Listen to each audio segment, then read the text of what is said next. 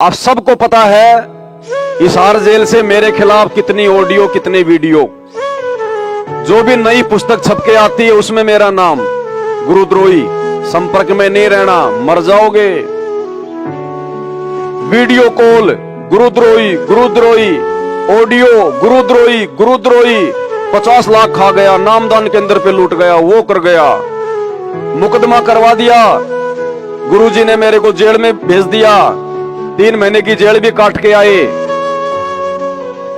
मतलब हर चीज मेरे खिलाफ है ना, उसके बावजूद भी साध संगति में आज कई हजारों की संख्या में भाई बहन जुड़े हुए ना।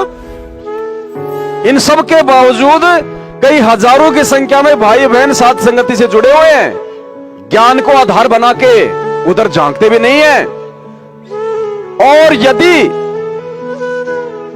जितना मेरे खिलाफ बोला गया है, यदि उसका 1% भी एक बार यदि गुरुजी वीडियो कॉल में कह दें कि बच्चों ये मेरा परिवार, ये मैनेजमेंट, ये कोऑर्डिनेटर मेरे ज्ञान आधार से नहीं चल रहे और वास्तव में नहीं चल रहे, हम सबको पता है, ये बात अगर गुरुजी कह दें, क्या उधर एक भी आदमी दिखाई देगा?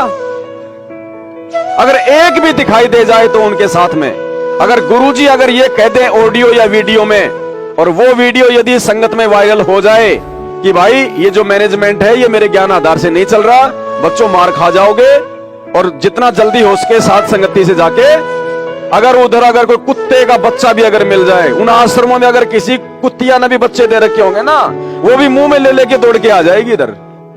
और इसके बावजूद हमारे खिलाफ कितनी उल्टी मार्केटिंग हो रखी है, और उसके बावजूद भी हजारों भाई बहन साथ संगति में बैठे आज। ये गुरुजी का आशीर्वाद और उनके ज्ञान का प्रभाव है, सतगुरु रामपाल जी।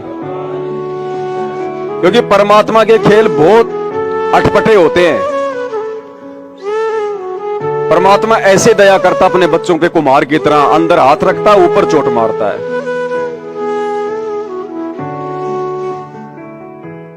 आज की जो आ रही थी ऑडियो हिसार जेल वाली, तो दास तो मालिक को दंडवत करके बैठ गया शांत एक साइड में, परमात्मा दया करना। आधी से ज्यादा हो गई, तो फिर उसमें एक पॉइंट आया कि बच्चों एक तो होता है गुरुद्रोही और एक होता है गुरु विमुख। अब मैं समझ गया कि अब तेरा नाम आएगा, तो आप मतलब रियलिटी मानना, दास झूठ नहीं बोल रहा, मालिक की सौगंध खा रहा हूं। जैसे ही वो गुरुद्रोही शब्द आया, मेरी आंखों में आंसू आ गए, और आंखों में आंसू आए, और मैंने अंदर से कहा कि परमात्मा आपके मुंह से तो गुरुद्रोही शब्द सुन के भी मुझे बड़ा आनंद आता है कि परमात्मा आप जो मुझे जो बार बार जो गुरुद्रोही कह रहे हो, परमात्मा आपके मुख से जो मुझे गुरुद्रोही कहा जाता ना, मुझे तो बड़ा आनंद आता है इसमें। फिर दास को एक सत्संग याद आ गया परमात्मा का, क्योंकि देखो लीला तो 650 साल पहले वाली चल रही है, खेल वही चल रहे हैं सारे। क्या बताया परमात्मा ने? तो रामानंद जी को बड़ा दुख हुआ जब 5 वर्ष का बच्चा और अपने आप को भगवान कहे, तो रामानंद जी थोड़े से नाराज होकर कहते हैं, अरे नीच जात के, छोटी जाति का मुंह बड़ी बड़ी बातें हैं, तुझे शर्म नहीं आती? तेरा क्या औकात है? और मोमिन के टुकड़ों पर पलने वाला अपने आप को तू भगवान कहता है। क्या बोले?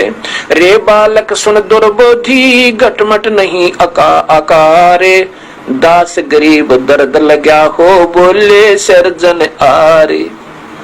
गरीबदास जी कहते हैं फिर दर्द हुआ रामानंद जी को जब कबीर साहब ने अपनी सच्चाई बताई कि मैं परमेश्वर हूं।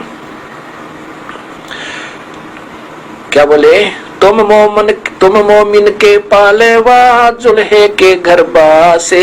तेरा मुसलमान के घर में जो जन्म है वहां उसके टुकड़ों पर पल रहा है, और एक नीच जात के जुल्हे दानक के घर पर तेरा जन्म, वहां तेरा बास है। और गरीब दास अज्ञान गति, इतना दृढ़ विश्वास तो अपने आप को भगवान कहता है।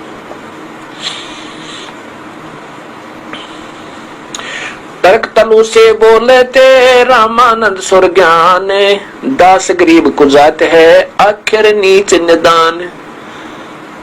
रामानंद जी ने बोले, रे छोटी जात के नीच है ना, इसलिए तो तू अपने आप को ज्यादा छोटा मुंह बड़ी बात कर रहा है।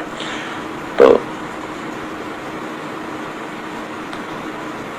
कबीर साहब कहने लगे, हे गुरुदेव, आप मेरे पूज्य गुरुदेव हो, आप मुझे नीच कहो, दुष्ट कहो, कुत्ता कहो, मैं आपका दास हूं, क्योंकि मैं आपका शिष्य हूं।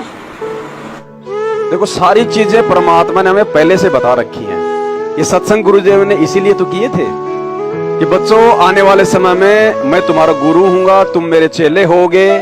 और ऐसी भी नौबत आ सकती है कि मैं तुम्हें गुरुद्रोही कहूंगा, मैं तुम्हें गालियां भी दूंगा, मैं तुम्हें बद्दुआ भी दूंगा, लेकिन उस समय तुमने कैसे रिएक्ट करना है अपने गुरु जी के साथ। यदि तुमने गुरु को भगवान मान लिया तो भाई हमें तो बड़ा आनंद आता है जब कोई ऐसा शब्द परमात्मा हमारे लिए यूज करते हैं, क्योंकि अंदर से हमें पता है, हिम्मत दे रखी है परमात्मा ने कि भाई गुरुद्रोही क्या है, गुरुद्रोही के लक्षण क्या होते हैं।